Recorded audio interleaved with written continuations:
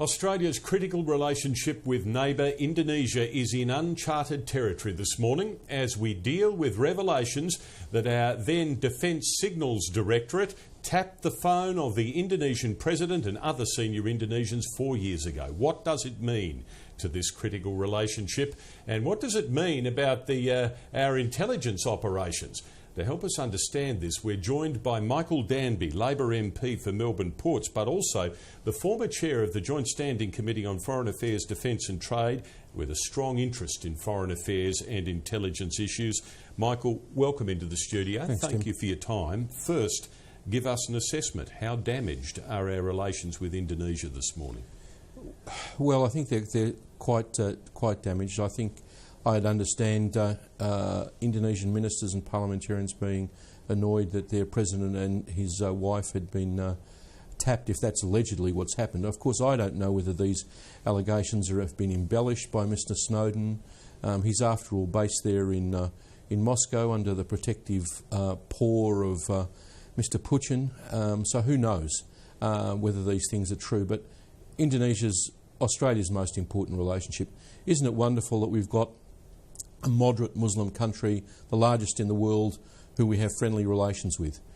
We have worked very hard during the tsunami and the Asian financial crisis to keep good relations with them, and these allegations are damaging to our relationship. I hope our American friends improve their security in the future when we're sharing this kind of information with them, whether we've actually shared this information with them or not. Okay, now in 1999 relations with Jakarta were terrible on the basis of East Timor. They dipped again 6 or 7 years ago over asylum seekers from Papua.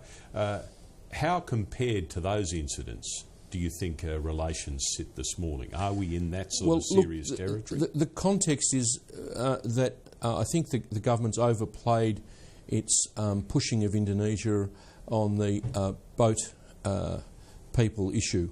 If we hadn't got that on top of this, things might be easier. But you can't make foreign policy on the basis of what's easy or helps you with populist politics with Ray Hadley or the Daily Telegraph.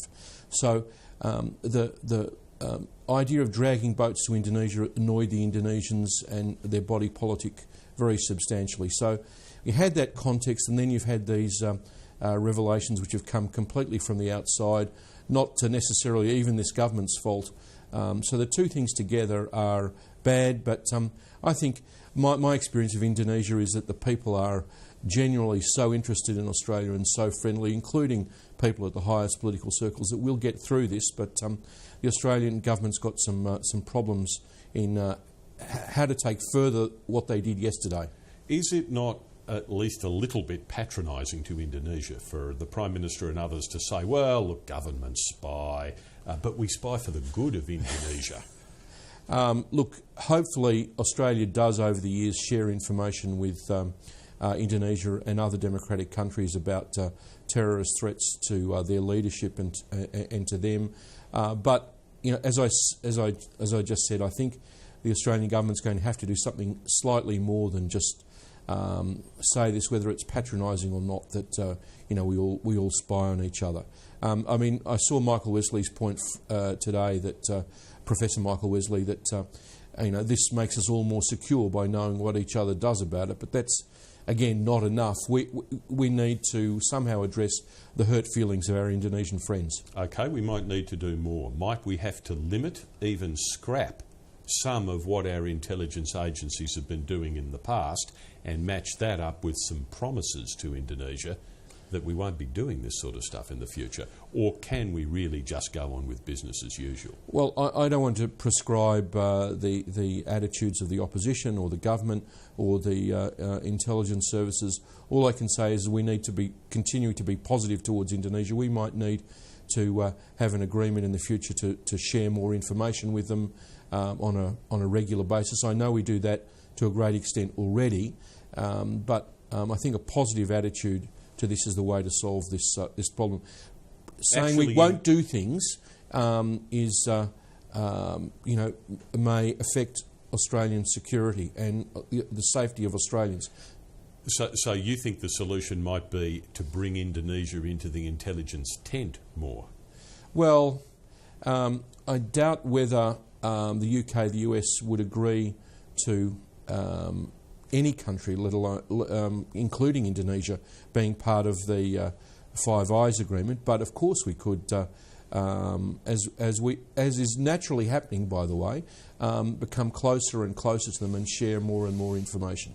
Do you believe, as has been described, that President Yudhoyono was surprised, even shocked, when he heard the allegations that Australian intelligence had been tapping his and other phones?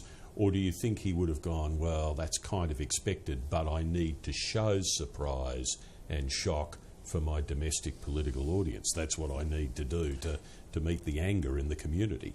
Well, there probably is an element of the latter, but there's a difference between theoretically knowing that this is happening and actually knowing that on X date you had your telephone surveilled even by a friendly country. So there probably is some element of surprise amongst all of the Indonesian leadership if this thing is true. Do you believe, and you hinted at this earlier, that the Edward Snowden revelations are random? They're just the information that he's got to dish out, or might they be being released with a bigger political game in mind? That's a very good question. Mr. Snowden's revelations began with trying to say that they were done because he was concerned about the privacy of American citizens. Whose interest does all of this serve, this fighting between America and Germany, between Australia and Indonesia? I don't think that it serves either Indonesia or Australia's purpose, and I don't know who elected Mr. Snowden to provide all of this information from his safe dacha in Moscow. Are you suggesting that Moscow's direction might be at play here? And if so, well, how? There's no one who's more culturally sympathetic to Russia than me. I love Russian literature and culture and the people there. But I do have a question for Mr. Putin and the Russian embassy, is why is Mr. Snowden releasing all of this material about Western countries? When is he going to release some material about the Shanghai Cooperation Organisation countries such as Kazakhstan, Russia, China, etc., if he's being even-handed? So you don't think even-handedness comes into it right now, Michael? No, I don't. I think I really think Mr. Snowden is a creepy CIA renegade who is going far beyond the kind of revelations that, say, Daniel Ellsberg made during the Vietnam War, which was done to influence American policy and to change American public opinion. This is damaging the relations between countries that are friendly to the United States, that have got nothing to do with Mr. Snowden or the privacy of American citizens. So has Mr. Snowden simply become a weapon for the Russians to fire in and disrupt foreign relationships they want to disrupt? Well, look, I don't know whether the Russians support this or not. But, you know, I implore them. They're important citizens of the world. They have good relations with Australia. These things are damaging Australia, damaging Indonesia.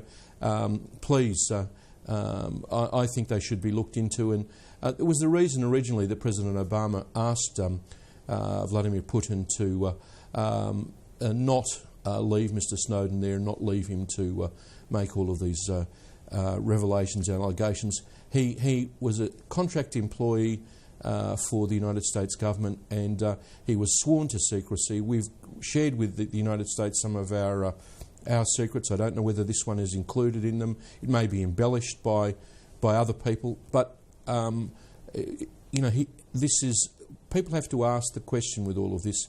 That's the Latin question: Quo bono? Who benefits? Finally, on another issue, what concerns do you have about the Abbott government's plans to soften race hate laws? Well, there's a proposal by Senator Brandis to dismantle Section 18C of the Racial Discrimination Act, which allows people to act against people who have persistently denigrated them, said, for instance, that Holocaust survivors have invented the Holocaust in order to get reparations from the German government, continually target people. These laws have been used very effectively during the years of the Howard government. I can't understand why Senator Brandis, who's generally a sort of balanced kind of fellow, is going to abolish this because of some offence that was caused to the Conservative columnist Andrew Bolt. Right. They cite the Bolt case and they say that this is an infringement on Australian free speech and our ability to speak freely in the community on issues like the issues that Andrew Bolt famously tackled. Well, one zealous application of the law against Andrew Bolt doesn't make the law bad. I think Senator Brandis needs to look into the full spectrum of the applications of this law, and he'll find that it has been used very usefully. And all I can say to the Abbott government and to Senator Brandis is, why was it good enough for Mr Howard for 11 years to have this law in place? It was put into place during the last years of the Keating government in '95, and John Howard kept it all of those years. If it's good enough for John Howard, why isn't it good enough for Senator Brandis? Michael Danby, you've been generous with your time. Thank you for coming in and speaking with us. Pleasure.